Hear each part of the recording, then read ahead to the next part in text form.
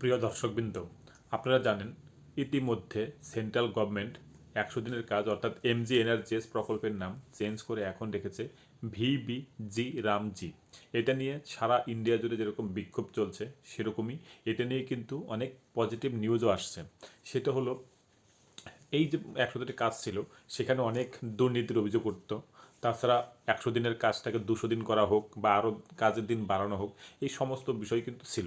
বিভিন্ন political level থেকে কিন্তু বলা হতো যে কাজের দিন বাড়ানো হোক। আমরা এটাও দেখেছি লোকসভাতেও অনেক অনেক এমপিকে বলতে যে ১০০ দিনের কাজটাকে ২০০ দিন করা হোক। এবার এই ১০০ দিনের কাজটাকে কিন্তু এবার করা হয়েছে ১২৫ দিন। তাছাড়া আপনারা জানেন অনেক কিছু চেঞ্জেস এসেছে এই ১০০ দিনের কাজে, অর্থাৎ জি রামজির যে নতুন বিল পাস হয়েছে সেখানে। এখানে যেটা বলা হয়েছে যে ২ মাস অর্থাৎ ৬০ দিন যখন পিক সিজন অর্থাৎ ফসল কাটার পিক সিজন, যখন ফার্মাররা বিজি থাকে এই ফসল তোলার জন্য বা ফসল রোপণের জন্য, তখন কিন্তু ২ মাস বন্ধ রাখতে হবে এনার্জেস বা ভিবিজি রামজির কাজ।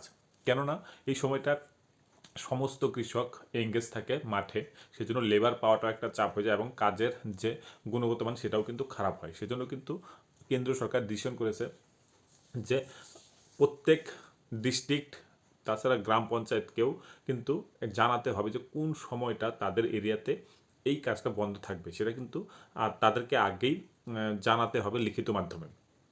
তো এটা একটা ভালো দিক, কারণ আমরা দেখেছি যখন ১০০ দিনের কাজ হতো তখন কিন্তু বর্ষার সময় বা অন্য কোনো সময় তখন কিন্তু হিউজ কাজ হয়ে যেত বা তখন লেবার পাওয়া যেত না, কৃষকরা মাঠে এঙ্গেজ থাকতো তাদের ফসল তোলার জন্য। তখন একটা কিন্তু প্রবলেম হতো এই ১০০ দিনের কাজ নিয়ে। তো এবার যেটা করেছে সেটা কিন্তু একটা পজিটিভ দিক, এটা বলা যেতে পারে।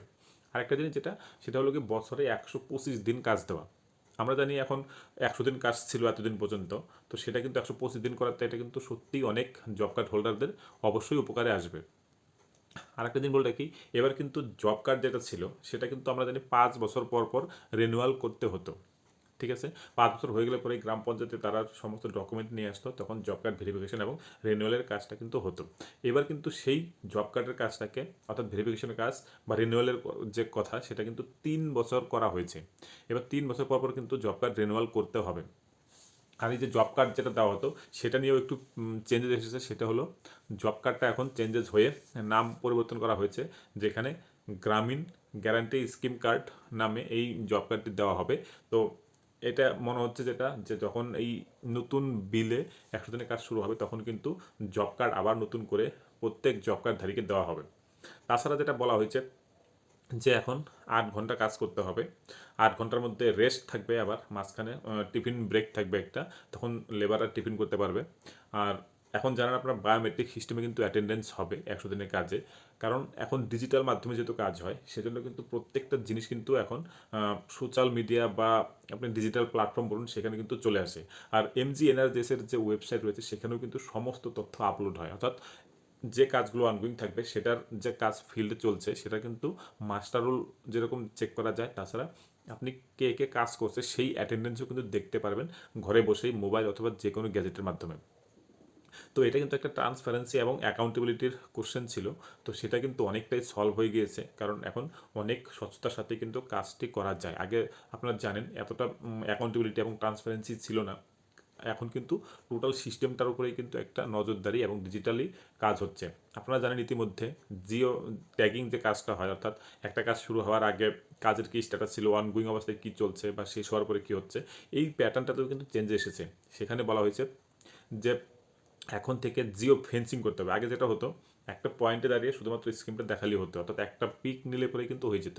কিন্তু এখন যেটা হবে সেটা হলো গিয়ে জিও স্ট্রাকচারাল এবং জিও ফেন্সিং করে কিন্তু এই কাজটি করতে হবে, যেটা অনেক টাইম বাউন্ডিং এবং অনেক স্বচ্ছ হবে, কারণ কোথায় কাজটি অ্যাকচুয়াল হচ্ছে সেটা কিন্তু এই প্রসেসের মাধ্যমে বোঝা যাবে।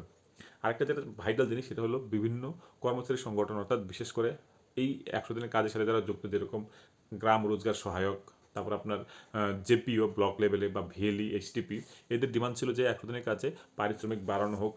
অনেকদিন থেকে তারা পারিশ্রমিক পাচ্ছেন না বেশি করে। ৩ থেকে ৪ বছর আগে যখন কাজ হয়েছিল পশ্চিমবঙ্গে বিশেষ করে, তখন তারা যে স্যালারি পেত এখনও সেম আছে, তো সেটা একটু বাড়ানো হোক।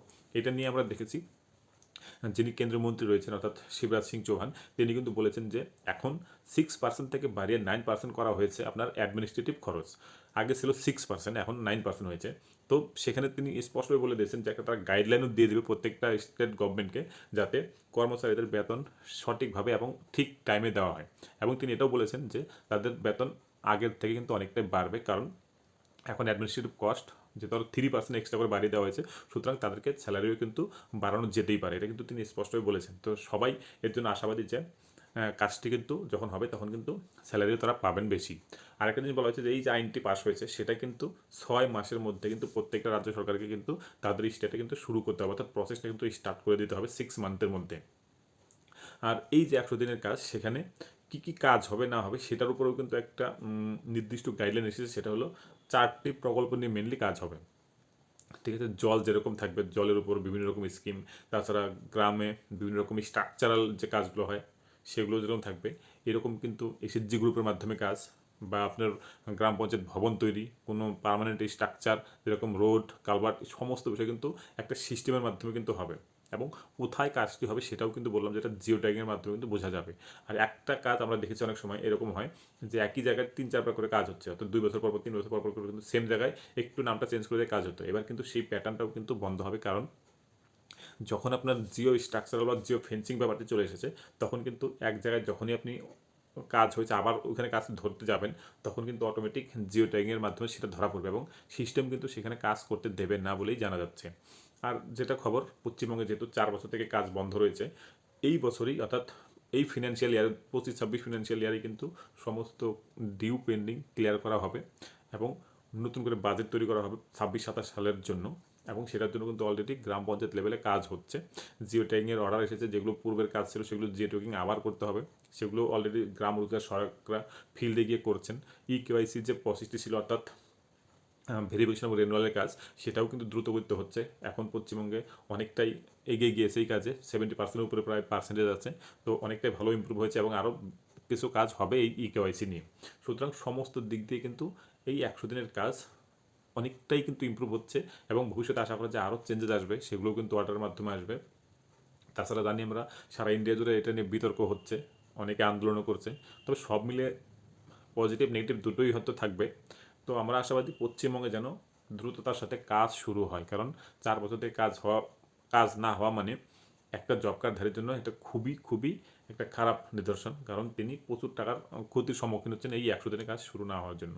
আমরা এবার এক্সপেক্ট করব যে পশ্চিমবঙ্গে এবার দ্রুততার সাথে কাজ শুরু হবে, আর সুপ্রিম কোর্টে বলে দিয়েছে যাতে এই কাজ পশ্চিমবঙ্গে শুরু করা হয়। আমরা এক্সপেক্ট করি কেন্দ্র সরকার এবং রাজ্য সরকারের যারা আধিকারিক আছেন তারা অবশ্যই এটা নিয়ে ভাববেন এবং দ্রুততার সাথে কাজ শুরু করবেন। তো বন্ধুরা, 100 দিন নিয়ে যদি আপনাদের কোনো রকম বক্তব্য থাকে তাহলে অবশ্যই কমেন্ট করে জানাবেন।